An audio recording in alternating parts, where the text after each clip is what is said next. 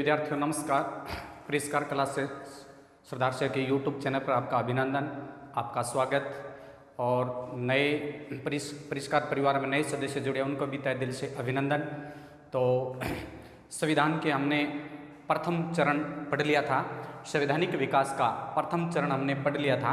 1773 से लेकर 1857 तक पढ़ा था। और आज में संवैधानिक चरण 2 थे, मतलब संवैधानिक विकास के चरणों को 2 भागों में बांट दिया था।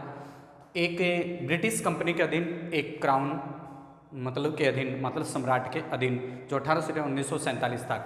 तो ये टॉपिक में दूसरा आपको करने, मतलब संविधान का विकास का चरण में दूसरा चरण में आपको कराने जा रहा हूँ।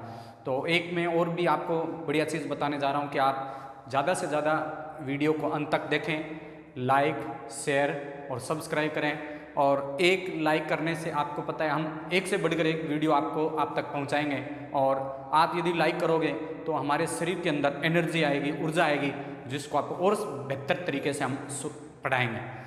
तो आज मैं आपको ब्रिटिश क्राउन के अधीन 1858 से 1947 तक प्रथम चरण मैंने आपको पढ़ा दिया था। तो मैं आज आपको क्राउन के अधीन ये चरण पढ़ाने जा रहा हूँ। तो सबसे पहले 1858 का अधिनियम, यहाँ से मैं आपको, हालांकि मैंने ये 1858 को बता दिया था, वापस मैं आपको इसको बेहतर तरीके से बता रहा हूँ। 1858 का अधिनियम, ये आपका अधिनियम हुआ। तो मैं आपको इसके बारे में पहले थोड़ी बता देता हूँ कि क्या था 1858 का अधिनियम। जब आपको पता है, इसकी मैं आपको तारीख बताऊं। 1858 का जब अधिनियम 12 फरवरी 1858 को ब्रिटिश संसद में, 1858 का अधिनियम 12 फरवरी 1858 को ब्रिटिश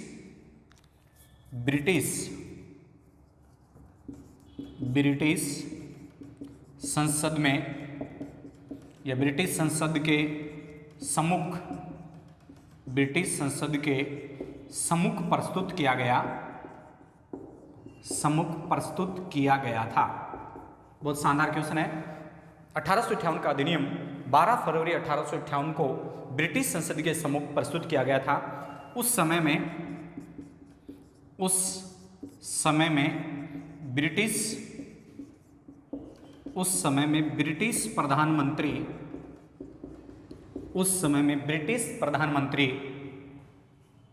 प्रधानमंत्री लॉर्ड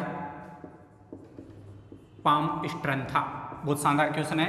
उस समय में ब्रिटिश प्रधानमंत्री कौन था? 2 बार मैं लाइन बोल रहा हूँ। 1858 का अधिनियम 12 फरवरी 1858 को ब्रिटिश संसद के सम्मुख जब प्रस्तुत किया गया था, उस समय में ब्रिटिश प्रधानमंत्री लॉर्ड क्या था?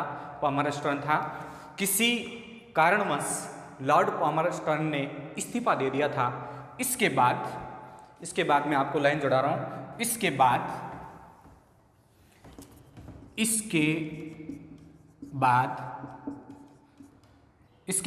लॉर्ड डर्बी ब्रिटिश प्रधानमंत्री बने। लॉर्ड पाल्मस्टोन ने किसी कारणवश त्यागपत्र दे दिया। इसके बाद लॉर्ड डर्बी ब्रिटिश क्या बने? प्रधानमंत्री बने। उसके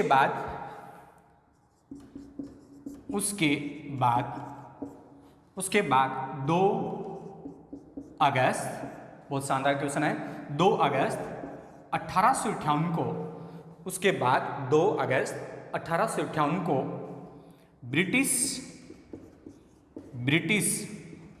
महारानी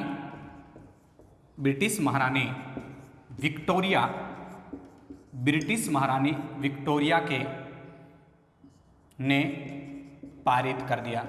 ब्रिटिश महारानी विक्टोरिया ने इसे क्या कर दिया? पारित कर दिया। और 1 नवंबर, बहुत शानदार क्वेश्चन है, 1 नवंबर मतलब विक्टोरिया ने इसे पारित कर दिया। और विक्टोरिया के कहने के बाद 1 नवंबर 1858 को लॉर्ड कैनिंग ने पढ़कर सुनाया था।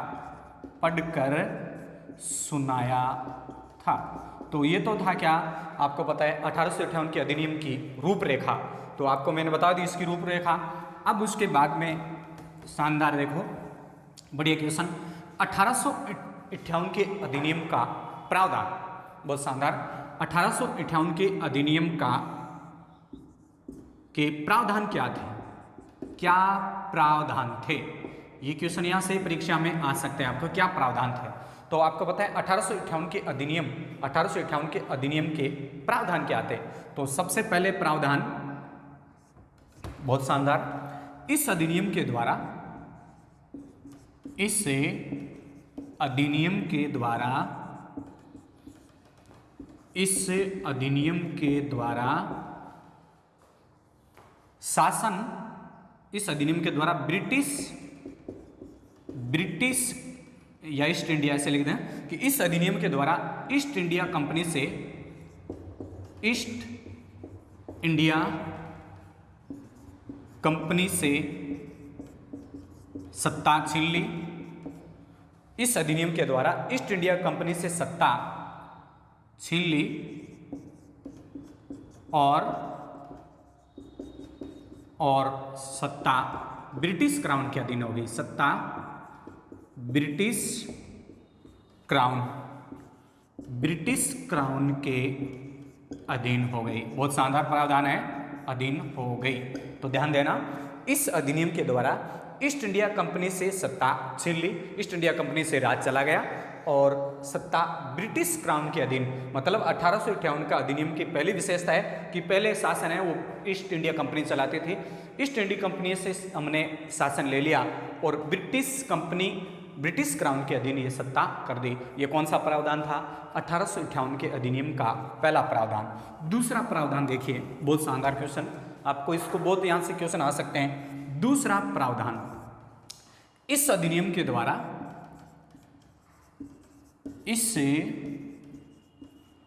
अधिनियम के द्वारा, बहुत शानदार क्वेश्चन है, इस अधिनियम के द्वारा कंट्रोल बोर्ड,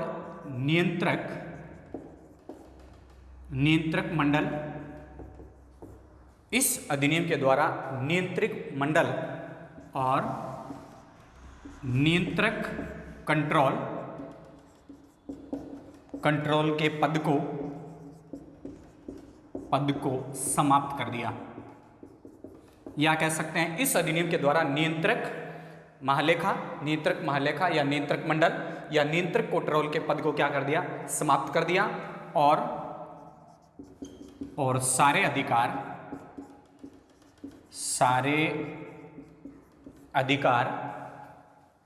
अधिकार भारत सचिव को दे दिया, सारे अधिकार भारत सचिव को दे दिया। बहुत शानदार प्रावधान है।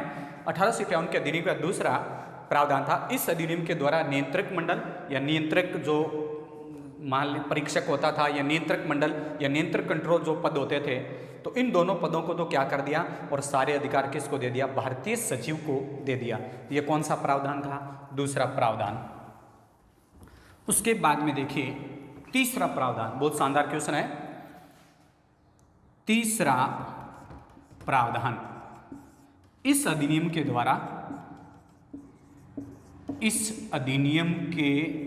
द्वारा 15 सदस्यों की, बहुत शानदार क्वेश्चन, इस अधिनियम के द्वारा 15 सदस्यों की भारतीय परिषद, इस अधिनियम के द्वारा 15 सदस्यों की भारतीय परिषद की स्थापना की गई। बहुत शानदार, इस अधिनियम के द्वारा 15 सदस्यों की भारतीय परिषद की क्या की गई, स्थापना की गई। इसी के नीचे जोड़ देंगे हम एक पॉइंट, इसी अधिनियम में कुल 15 सदस्यों में कुल 15 सदस्यों में से 8 सदस्य, कुल 15 सदस्यों में से 8 सदस्य ब्रिटिश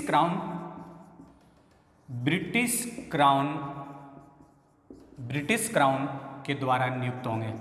ब्रिटिश क्राउन के द्वारा क्या होंगे, नियुक्त होंगे। 7 सदस्य डायरेक्टर चयन समिति के द्वारा नियुक्त होंगे। फिर ऐसे भी कह दी इस अधिनियम में कि इसी अधिनियम के द्वारा जो कुल 15 सदस्य, तीसरा हम कह देंगे कि इस अधिनियम के द्वारा कि कुल 15 सदस्यों में से आधे सदस्य ऐसे होंगे कि जो भारतीय सिविल सेवा में काम कर चुका हो, या 10 वर्ष से सेवा, कम से कम 10 वर्ष से सेवा कर रहे हो, या 10 वर्ष से पहले भारत में जन्मा हो या छोड़ा हो। तो ये इस अधिनियम के क्या था, तीसरा प्रावधान था। उसके बाद में देखो 1858 के अधिनियम के द्वारा, बहुत शानदार क्वेश्चन। तो 1858 अधिनियम के मैंने आपको बता दिया कि ये हो गए। फिर चौथा इसमें प्रावधान, इसी अधिनियम के द्वारा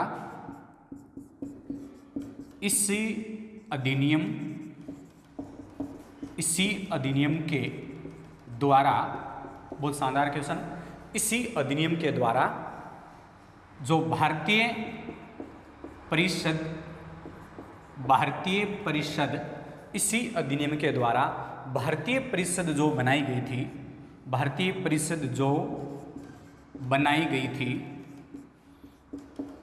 गई थी उसका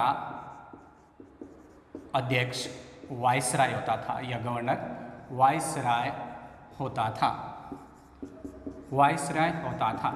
या गवर्नर।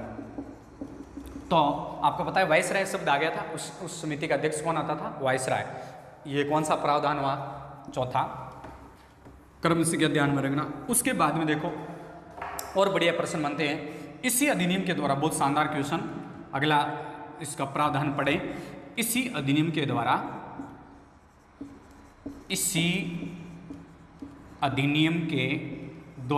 बहुत शानदार क्वेश्चन। इसी अधिनियम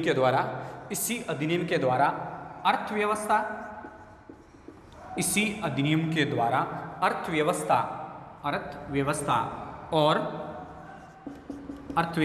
और अखिल भारतीय सेवाओं के बारे में ध्यान देना। इसी अधिनियम के द्वारा, बहुत शानदार टॉपिक है, इसी अधिनियम के द्वारा अर्थव्यवस्था और अखिल भारतीय सेवाओं के बारे में भारत सचिव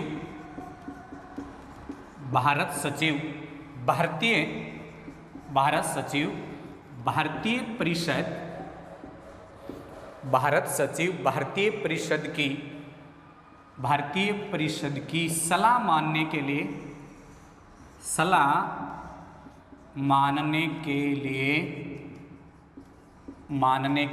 बाध्य है। मानने के लिए क्या है, बाध्य है। उसके बाद में ये भी कहा गया कि भाई इस अधिनियम के द्वारा भारतीय सचिव किसी भारतीय सदस्य को अपने पद से हटा नहीं सकता। ये भी इसका प्रावधान था कि भारतीय सचिव भारतीय परिषद में जो सदस्य होता था, इस सदस्य को अपने पद से क्या नहीं कर सकता था, हटा नहीं सकता था।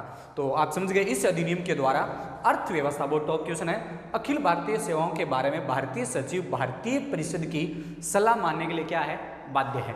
फिर इसमें कहेंगे कि अगला प्रावधान हो जाएगा ये भारत सचिव और भारतीय परिषद मिलकर गृह मंत्रालय या गृह सरकार के नाम से इसको जाना गया। मतलब भारतीय सचिव और भारतीय परिषद को मिलकर किस नाम से जाना गया, गृह सरकार के नाम से। ये कौन सा प्रावधान हुआ, ये आपका 1858 का अधिनियम हुआ। तो ये आपको इसके बारे में आपको प्रावधान क्या रखना है, याद रखना है। तो 1861 का अधिनियम आपके क्या हुआ, कंप्लीट हुआ।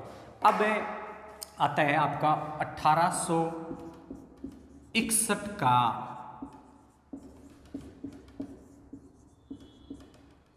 अधिनियम। तो 1861 के अधिनियम के बारे में देखिए आप, बहुत शानदार क्वेश्चन है। सबसे पहले ये ध्यान रखना है एक मतलब इसको बारे में पढ़ना है कि 1861 के अधिनियम की क्या विशेषता थी। तो तो आपको पता है इसमें भारतीयों को सेवाओं के लिए भारतीयों को भागीदार बना दिया था। इसमें भारतीयों को भागीदार बनाने के लिए हिस्सा दिया गया था, भारतीयों को विशेष इसमें प्रतिनिधित्व करने का अधिकार दिया गया। तो सबसे पहले है कि 1861 का अधिनियम क्या था। तो इसका सबसे पहले प्रावधान देखो, ध्यान से सुनिए।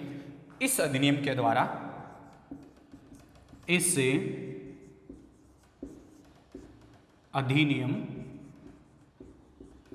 इस अधिनियम के द्वारा,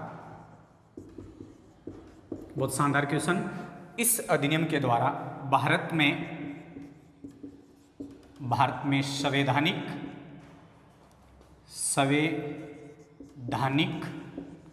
इस अधिनियम के द्वारा भारत में संवैधानिक विकास का सूत्रपात किया गया था। संवैधानिक विकास का सूत्रपात किया गया या सूत्रपात हुआ, पहला प्रावधान। तो 1861 के अधिनियम के द्वारा भारत में संवैधानिक विकास का क्या किया गया, सूत्रपात किया गया। उसके बाद में देखो, ध्यान में रखना, दूसरा प्रावधान इस अधिनियम के द्वारा, इसी अधिनियम के द्वारा भारत में भारतीय लोगों को मतलब भाग लेने का या भारतीय लोगों को प्रतिनिधित्व करने का क्या मिल गया, अधिकार मिल गया। दूसरा लिखा रहा हूं, इसी अधिनियम के द्वारा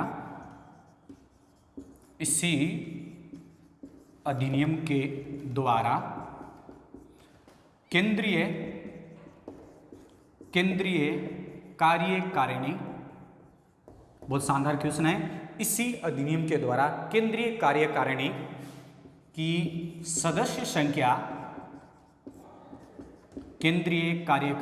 सदस्य संख्या 4 से बढ़ाकर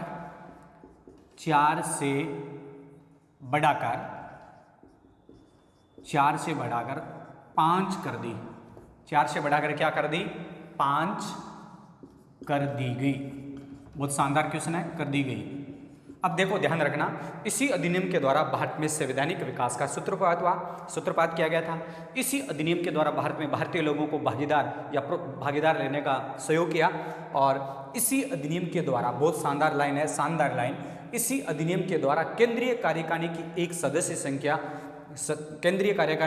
संख्या 4 से बढ़ाकर कितनी कर दी, 5। लेकिन वो थे 5वां जो सदस्य होता था, बहुत शानदार, 5वां, ऐसे क्वेश्चन में 5वां सदस्य विधिवेता होनी चाहिए, विधिवेता अनिवार्य कर दिया। 5वां सदस्य विधिवेता होना चाहिए, जो अनिवार्य रूप से इसे क्या कर दिया, लागू कर दिया। उसके बाद में देखो, बहुत शानदार क्वेश्चन है, 3 प्रावधान में।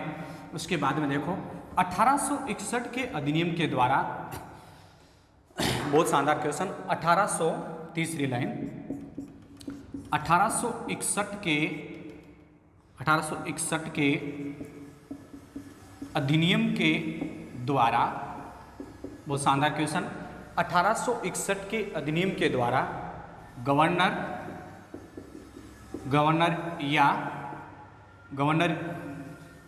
1861 के अधिनियम के द्वारा नए प्रांतों के लिए गवर्नर या लेफ्टिनेंट गवर्नरों की नियुक्ति सम्राट करेगा। बहुत शानदार क्वेश्चन, सम्राट करेगा। तो 1861 के अधिनियम के द्वारा नए प्रांतों के लिए गवर्नर या लेफ्टिनेंट जो गवर्नर होते थे, उनकी नियुक्ति कौन करेगा, सम्राट करेगा। ये कौन सा अधिनियम था, 1800। अगला प्रावधान बहुत शानदार है इसके, 1861 के अधिनियम के द्वारा, तीसरा प्रावधान बहुत शानदार, 1861 के अधिनियम के द्वारा, बहुत शानदार क्वेश्चन, 1861 के अधिनियम के द्वारा, 1861 के अधिनियम के द्वारा लॉर्ड कैनिंग ने 1861 के अधिनियम के द्वारा लॉर्ड कैनिंग ने विभागीय, बहुत शानदार क्वेश्चन, बहुत शानदार, 1861 के अधिनियम के द्वारा लॉर्ड कैनिंग ने प्रणाली शुरू कर दी। विभागीय प्रणाली क्या कर दी? शुरू कर दी गई थी। बहुत शानदार क्वेश्चन जो परीक्षा में आता है।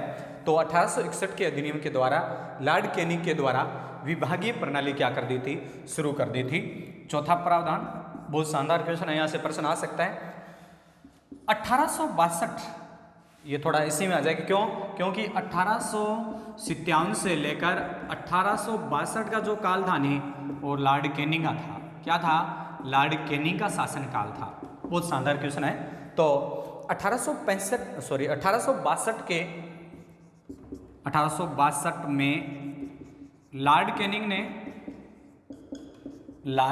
ने बहुत शानदार क्वेश्चन, 1862 में लॉर्ड कैनिंग ने, इसी अधिनियम में आ जाएगा, 1862 में लॉर्ड कैनिंग ने विधान परिषद में, बहुत शानदार क्वेश्चन, विधान परिषद में, करोड़ों के प्रश्न है जो परीक्षा में आता है ज्यादातर। 1862 में लॉर्ड कैनिंग ने विधान परिषद में 3 सदस्यों को मनोनीत कर दिया था, और तीनों ही भारतीय थे। तीनों ही भारतीय थे। मैं तीनों का नाम बता रहा हूं, कौन कौन से 3 थे। एक तो बनारस के राजा, नाम नहीं आता है, बनारस के राजा। दूसरा पटियाला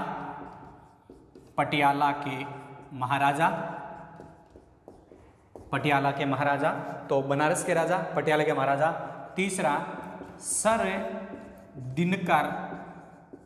दिनकर राव। इन 3 सदस्यों को भारतीय विधान परिषद में क्या कर दिया?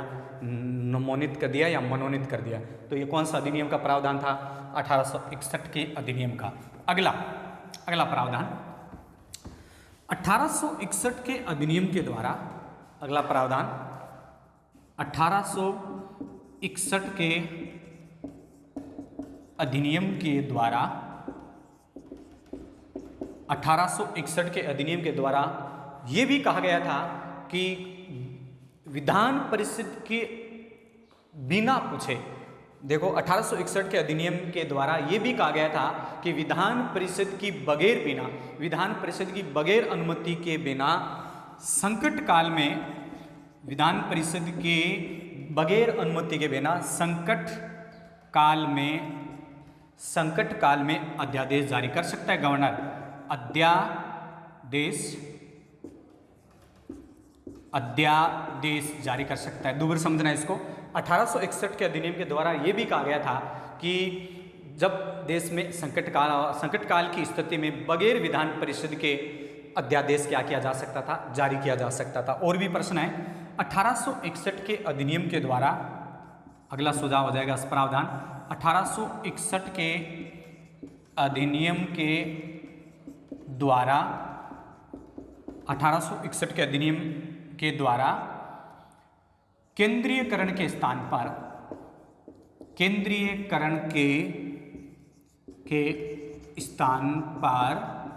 विकेंद्रीकरण की शुरुआत कर दी।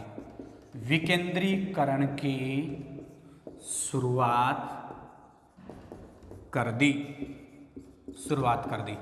ये कौन सा अधिनियम था? 1861 का अधिनियम। ठीक है, तो ये 1861 का अधिनियम क्लियर हुआ। उसके बाद में देखो 1892 का अधिनियम, बहुत शानदार क्वेश्चन। 1892 का अधिनियम, 1892 का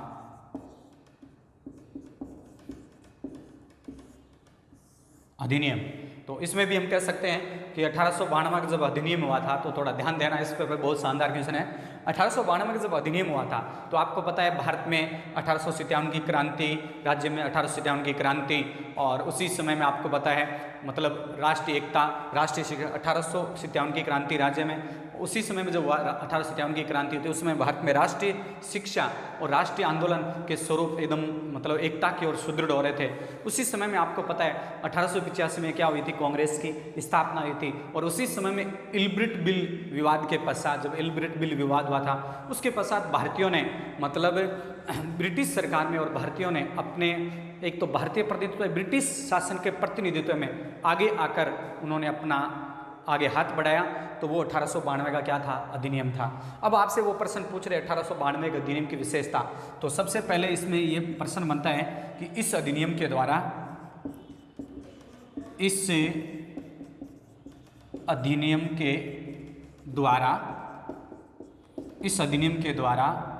विधान व्यवस्थापिका, इस अधिनियम के द्वारा व्यवस्थापिका में नामजद जो सदस्य होते थे उनमें कम से कम तो कितने होने चाहिए, 10, कम से कम तो 10 और अधिक 16 अधिक से अधिक 16 निश्चित की गई थी। बहुत शानदार क्वेश्चन है। इसी अधिनियम के द्वारा व्यवस्थापिका में नामजद सदस्यों की कम से कम तो कितने होते थे, 10 और अधिक से अधिक कितने होते थे, 16 निश्चित की गई थी। उसके बाद में दूसरी लाइन आती है, इसी अधिनियम के द्वारा, वो टॉप क्वेश्चन, इस अधिनियम के द्वारा सबसे अच्छा प्रश्न है, इस अधिनियम के द्वारा निर्वाचन प्रणाली की, इस अधिनियम की सबसे प्रमुख विशेषता थी निर्वाचन प्रणाली की शुरुआत की मांग रखी, शुरुआत का प्रस्ताव रखा। इस अधिनियम के द्वारा निर्वाचन प्रणाली की शुरुआत प्रमुख विशेषता थी। उसके बाद में देखो तीसरी विशेषता यहाँ से आती है 1892 का अधिनियम। तो ये इस अधिनियम के द्वारा व्यवस्थापिका के सदस्य कम से कम 10 और अधिकतम कितनी हुई, 16। उसके बाद में आपसे वो प्रश्न पूछेगा कि इस अधिनियम के द्वारा, मैंने आपको बता दिया 1892 का अधिनियम के द्वारा ये निश्चित कर दिया कि 2 प्रावधान हो गए कि 1892 के अधिनियम द्वारा भारत में निर्वाचन प्रणाली की सबसे क्या रखी गई थी, प्रस्ताव रखा गया था, निर्वाचन प्रणाली का प्रमुख प्रावधान रखा गया। तीसरी इसकी विशेषता आती है, इस अधिनियम के द्वारा, वो टॉप क्वेश्चन यहीं से प्रश्न आता है, इस अधिनियम के द्वारा भारतीय सदस्यों को बजट पर, इस अधिनियम के द्वारा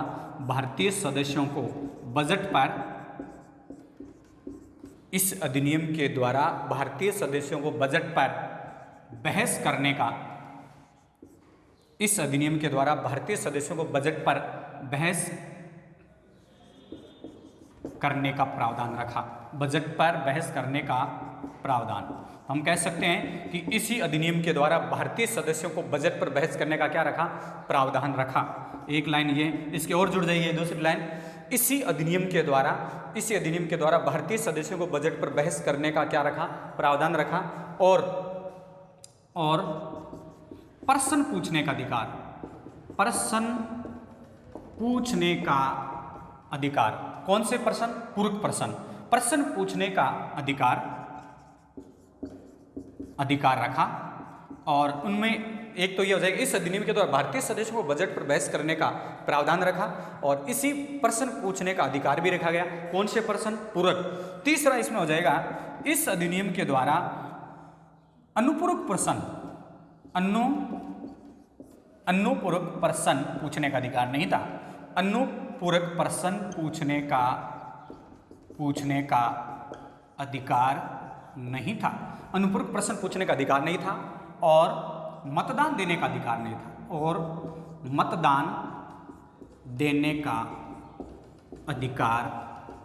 था, मतदान देने का अधिकार नहीं था। तो दुर्योधन, इस अधिनियम के द्वारा यहाँ से प्रश्न आ सकता है, इस अधिनियम के द्वारा भारतीय सदस्यों को बजट पर बहस करने का प्रावधान रखा और प्रश्न पूछने का अधिकार था। कौन से प्रश्न, पूरक प्रश्न पूछ सकते थे और अनुपूरक प्रश्न पूछने का अधिकार नहीं था और मतदान देने का क्या नहीं था, अधिकार नहीं था। ये कौन से अधिनियम की विशेषता थी, 1892 के अधिनियम की विशेषता थी।